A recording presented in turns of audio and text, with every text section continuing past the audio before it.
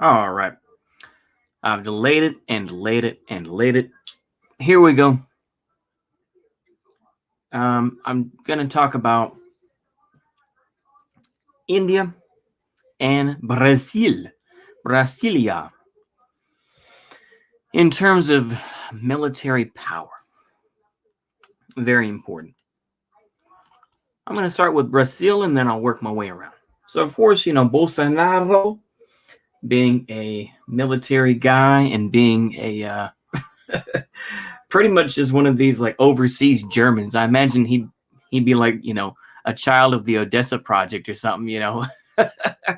um, with Bolsonaro being president, and being kind of a typical Zionist sort of guy who may say some base things according to just right wingers. The whole thing with the forest burning and shit like that. But anyway, move on. In terms of power, holy moly. So active personnel, Brazilian Armed Forces has 334,500 active personnel and 1.34 million reserves. Wow, that's pretty good. That's a heck of a lot. $26.9 billion in 2019, and only 1.5% of their GDP as of 2019. Let's take a look at these here just for a minute. So yeah, Brazil has a fair amount of strength, Let's see here. Has no contested territorial disputes with any of its neighbors. Neither does it have rivalries like Chile and Bolivia have with each other. I'm sorry. However, Brazil is the only country besides China and Russia that has land borders with 10 or more nations. Moreover, Brazil has 16.88 kilometers of land borders and 7,367 kilometers of coastline to be patrolled and defended. Overall, the armed forces have to defend 8.5 million square kilometers of land and patrol 4.4 million square kilometers of territorial waters, or Blue Amazon, as the Brazilian Navy calls them. To achieve this mission, significant manpower and funding is required. 1648. Okay. I'm just getting some info here because, Brazil is a fairly, I'm going to try to sound like I speak Portuguese, which I don't, but Brazil does have a hell of a lot of power. They are a force to be reckoned with. I imagine Brazil, let me take a look at this right quick. I'm just thinking this in my head right now, but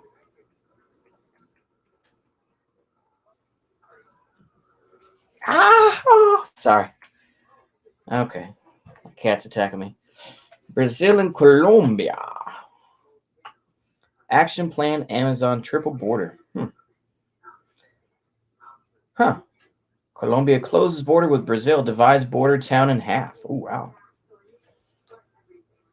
Let me take a look at this right quick here. And this is from 2020. So not too long ago. Let's see what we got here. Is it gonna... Okay, here we go. Yeah, May 14, 2020. We're not an imaginary line separating Brazil from Colombia. The cities of Leticia, and Tabatinga. Oh, shoot. Okay. Could be considered to be one single municipality. To combat COVID-19, however, the Colombian government has decided to make this division clear. Sober up. Okay. President Ivan Duque announced Colombia is closing its triple border with Brazil and Peru in order to control the spread of COVID-19 in the country. Since then, the Colombian army has been deployed on the streets of Leticia to prevent the circulation of people between the three countries. The decision came after the Colombian state of Amazonas saw a rapid increase in the number of COVID-19 cases. Okay. Colombia went into full lockdown March 24. The country currently has 12,930 confirmed COVID-19 cases. Brazil, meanwhile, with a population 4 times larger, has almost 15 times more confirmed cases. Yeah, I mean, Brazil is a powder keg. Yeah, I mean, Brazil, I mean, they go through revolution after revolution and then and junta after military junta. It's just crazy. You know, I remember seeing Redfish. Take that with a grain of salt. But I saw the Redfish documentary, or this Redfish documentary showing the gangs providing hand sanitizer and masks in the favelas. You know, it's just like, yeah. I mean, Brazil is crazy, and of course, people make a lot of the goobers out there make the comparison. Oh, well, America's going to turn into Brazil. Certain areas will, like I say. I mean, Sao Paulo or bigger cities. You think could you make a comparison between that and say Los Angeles? Oh yeah, absolutely. I don't know. I think that's too simple a conversation. You're talking about the size difference and everything. Like I say, it's going to be like Brazil. It's just, yeah, that's more fear mongering. Like I say, right wingers do too much fear mongering. If you did just that little bit of, if you just did a little bit of actual research, people probably wouldn't shit on you as hard. But I know that's kind of how right wing folks naturally are. Let's see what we got here. So, armed conflicts involving Brazil. Oh, wow. Guapes, the Platine War, 1851.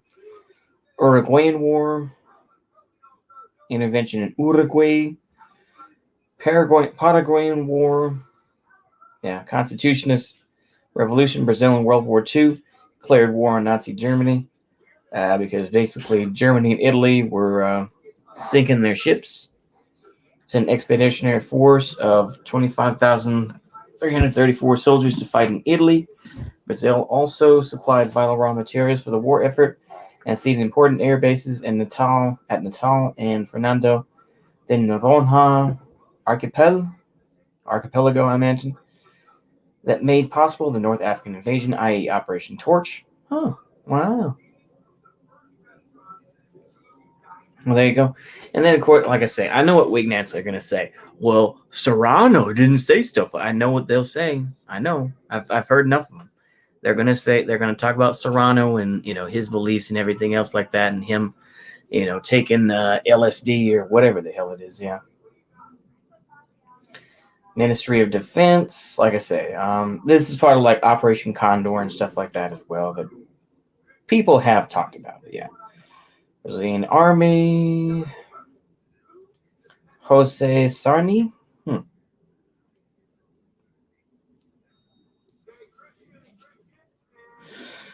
Let's see what we got here. Non-commissioned officer corps is not well developed. NCOs have virtually no autonomy or authority. Oh boy, that's too bad. Emphasis on training and professional development is for officers only. Oh man, they see that's not good. NCOs account for slightly more than 1/3 of the total Army's strength. About half the NCOs are sergeants. Who serve as command links between officers and ranks. Some also serve as mid-level technicians. 1990s, generational change. Worldview was shaped and influenced by the anti-communism of that time. These generals were being replaced by colonels who had entered the Army in the early 1970s, whose view, let's see what we got here. EME has expanded from 4 sections, 3rd Army. So it sounds like they have tried to make some updates, but it just sounds like it's not a professional. I mean, to me, my very, very idiotic take and ignorant take about militaries is you got to have strong NCOs. NCOs are the backbone of any good army, period. Doesn't matter whether that's the German army of the Second World War or the German army today, even being able to, have Fel Vivos on the ground, being able to, take command when needed. Same thing with, the American army. there are plenty of times where that first sergeant is going to take over for that butter bar lieutenant, and he's going to take command.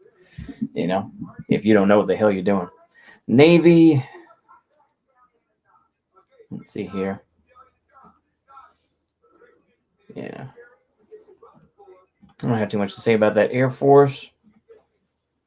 Let's see here. They got their own sort of aircraft. They got some KC-390s. What is this? Brazilian Aerospace. Okay, so they do make their own stuff. Okay, so that's definitely definitely a big aspect there. Okay. I don't want to go on and on about Brazil, military of the Empire of Brazil, military law. This is, Brazilian army. Well, I'll take a look at this one. But basically, they attacked them, 21st century, 1950s, taking part in some United States and UN peacekeeping missions. Peacekeeping, heavy quotes on that. A group of 40 guerrillas. Command Simon Bolivar entered Brazilian territory near the border between Brazil and Colombia, banks of the state of Rio Terraria, Amazon, and raided the detachment Traira, Traira. Looks like that's an accent over the I. Traira. I'm sorry. I cannot pronounce words to save my life. Rio de Janeiro, security crisis. Brazilian army sent 800 paratroopers to combat drug trafficking. Approximately 2,000 army soldiers were sent to occupy the Complexo do Alemão. I don't know. Sorry. But so Brazil has a fair amount of strength, and I think is definitely one of those places where it's like, if ish really gets bad,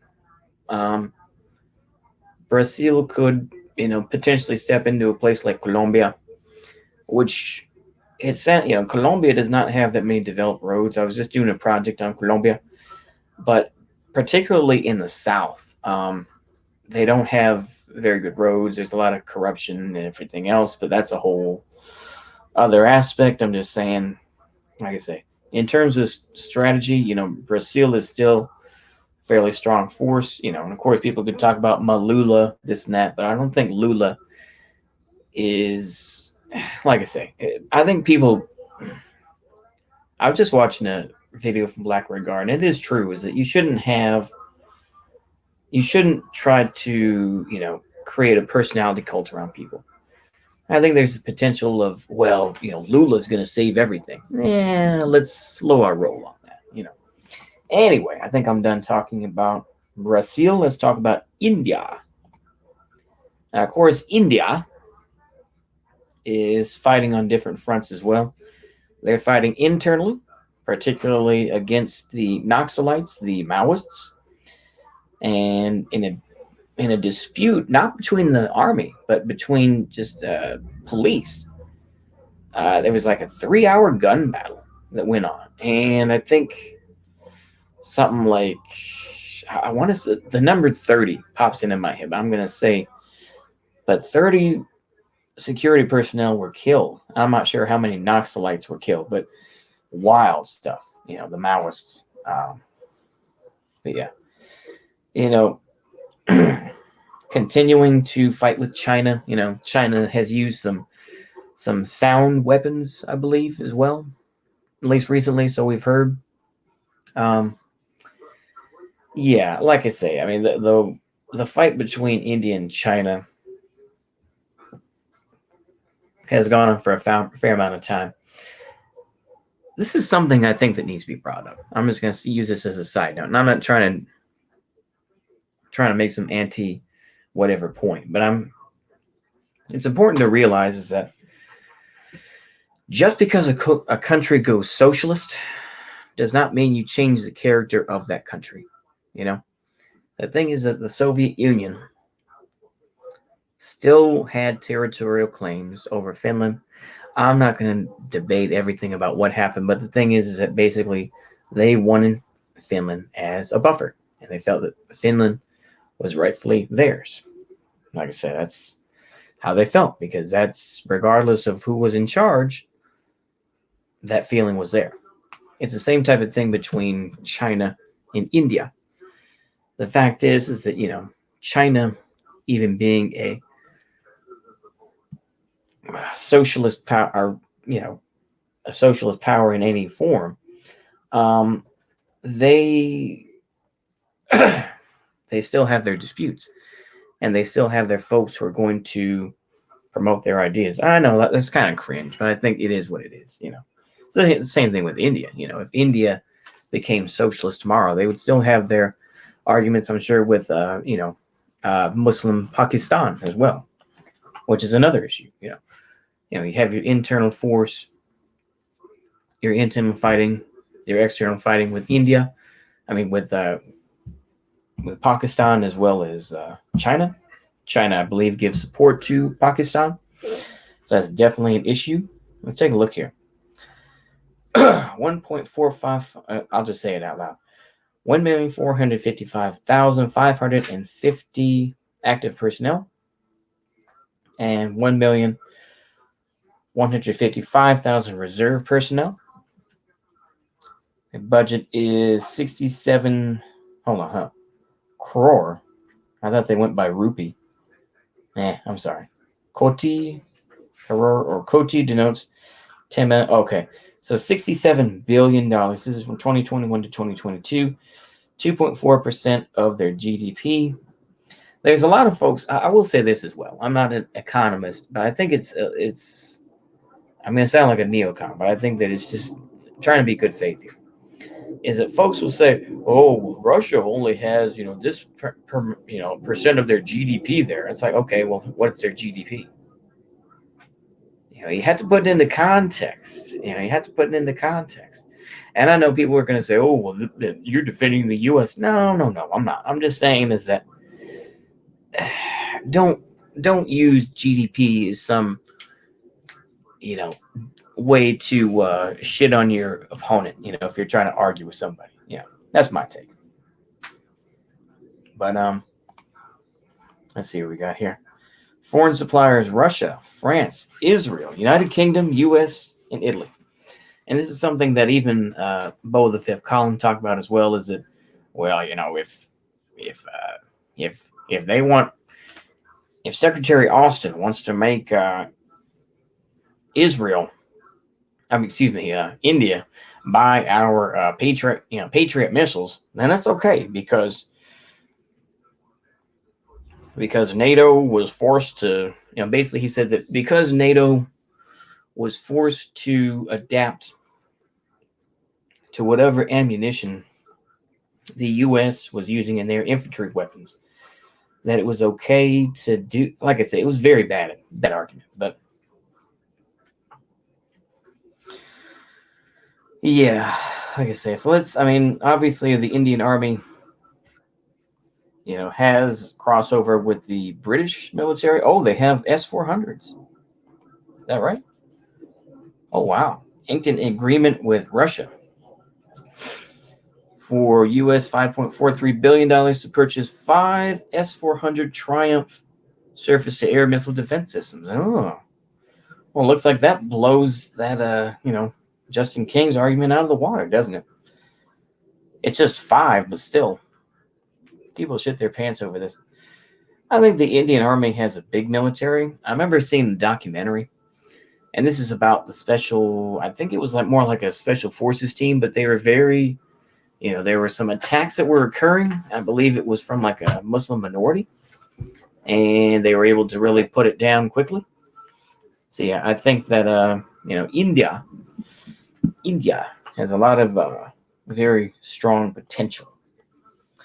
Let me see what we got here. I'm basically just reading, so I know that y'all are like, holy shit, how long am I going for?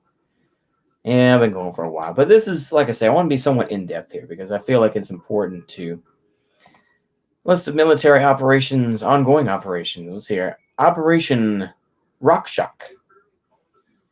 Operation Rock-Shock began in 1990. Wow. Humanitarian missions. Okay, so this is humanitarian Operation Goodwill. Okay, so this is all continuing on here. This is located in Jammu and Kashmir, the disputed area between them and Pakistan. Operation Good Samaritan, humanitarian tasks in Manipur and Nagaland, Maldives, repatriate Indian citizen from Maldives during COVID-19. Operation All Out Kashmir. Oh boy. Oh boy. Navy operations, Operation Vijay, Vijay, sorry. I know Vijay is somebody's name. I know Vijay is a name. I know. 2006 Lebanon War. We have operation to evacuate Indian, Sri Lankan, and Nepalese nationals, as well as Lebanese nationals, with Indian spouses from the conflict zone during the 2006 Lebanon War. That's the one that the IDF got BTFO'd by the Hezbollah, inshallah. Let's see here. Operation Madad. Yeah, like I say. But yeah, India definitely holds some power in terms of that. What about let's see here. Indian Army. I want to see what sort of force they have. Yeah, the British Indian Army, world wars, conflicts, major exercises. Okay, let's see what we got here. Indian independence. 1947, 4 of the 10 Gurkha regiments were transferred to the British Army. The rest of the British Indian Army was divided between the newly created nations of India and Pakistan. Punjab Boundary Force. Army celebrated 15 January every year in India in recognition of Lieutenant General K.M. Cariappa's takeover of the first command of the army from General Sir Francis Butcher. Sir Francis Butcher, sir. 15 January 1949. First Kashmir War. Oh, boy. Yeah. Let's see what we got here. Yeah, Korean War. Sino-Indian War. Indo-Pakistani War. Sino-Indian conflict.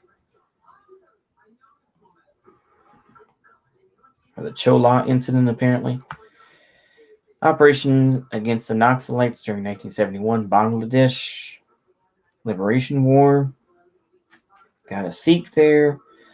Siachen conflict. Siachen Glacier. What the? Glacier located on the east. Oh, man. Oral politics. Wow. Crazy. Counterinsurgency activities. Cargill War. 1999. June 2016. Surgical strikes on Kashmir. Major exercises. Let's go ahead and take a look. Yeah. Oh. Doesn't work.